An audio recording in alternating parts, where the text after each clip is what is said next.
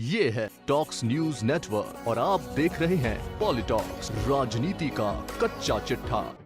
असम विधानसभा चुनाव में कांग्रेस प्रत्याशियों के समर्थन और पार्टी प्रचार के लिए 2 दिवसीय दौरे पर मुख्यमंत्री अशोक गहलोत बुधवार को गुवाहाटी पहुंचे। असम के लिए रवाना होने से पहले मुख्यमंत्री आवास पर हुई गहलोत कैबिनेट की बैठक में कई अहम निर्णय लिए गए। मुख्यमंत्री अशोक गहलोत की अध्यक्षता में हुई इस बैठक में कैबिनेट के सभी सदस्य शामिल हुए। गहलोत कैबिनेट की बैठक में महिला नीति और पर्यटन नीति का अनुमोदन किया गया। इसके साथ ही सोलर प्लांट की जमीन आवंटन के प्रावधान में सरलीकरण करने का फैसला भी कैबिनेट की बैठक में लिया गया। गहलोत कैबिनेट की बैठक में नई महिला नीति के तहत विशेष फोकस समूह का वर्गीकरण व्यापक करने पर रहा। इन समूह के लिए पृथक से लक्ष्य निर्धारित कर उनके कल्याण के लिए योजनाएं बनाई जाएंगी। इसके साथ ही बैठक में राजस्थान पर्यटन व्यवसाय संशोधन नियम 2021 का अनुमोदन भी किया गया, जिसके तहत पर्यटन उद्योग को प्रशिक्षित और कुशल गाइड मिल सकेंगे।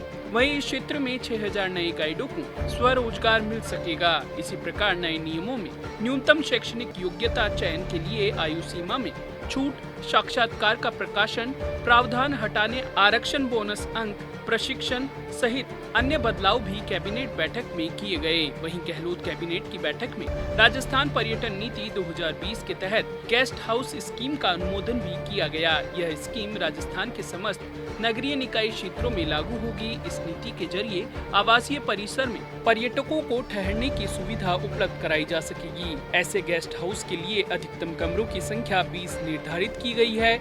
आवास के मालिक अथवा पट्टेदार को परिवार के साथ गेस्ट हाउस में निवास करना आवश्यक होगा। यह योजना पर्यटन विभाग की पेंशन स्कीम से अलग होगी। बैठक में कैबिनेट ने विज्ञान और प्रौद्योगिकी विभाग में स्थायी कैडर करने के लिए राजस्थान विज्ञान एवं प्रौद्योगिकी राज्य अधीनस्थ सेवा नियम 2021 का अनुमोदन किया।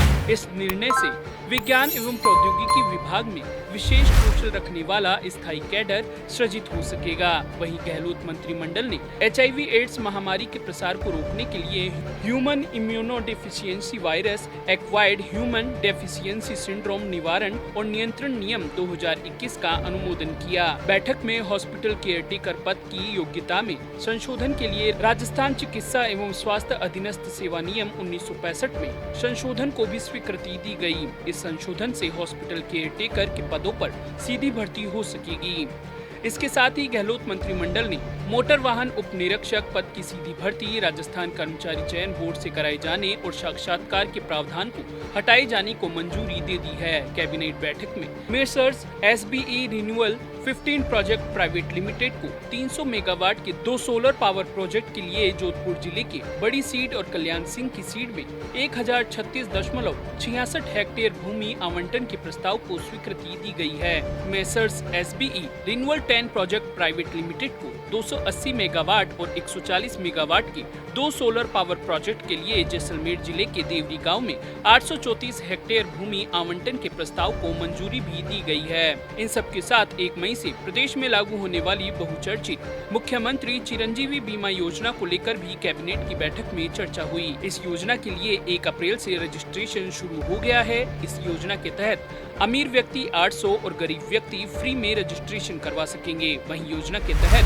प्रत्येक परिवार को 5 लाख तक कैशलेस इलाज की सुविधा मिलेगी। सरकारी और निजी संबद्धता वाले अस्पतालों में उनका इलाज हो सकेगा। इसके अलावा प्रदेश में 3 सीटों पर हो रहे विधानसभा उपचुनाव को लेकर भी कैबिनेट की बैठक में चर्चा हुई। बैठक में उपचुनाव में जीत की रणनीति को लेकर मंथन हुआ।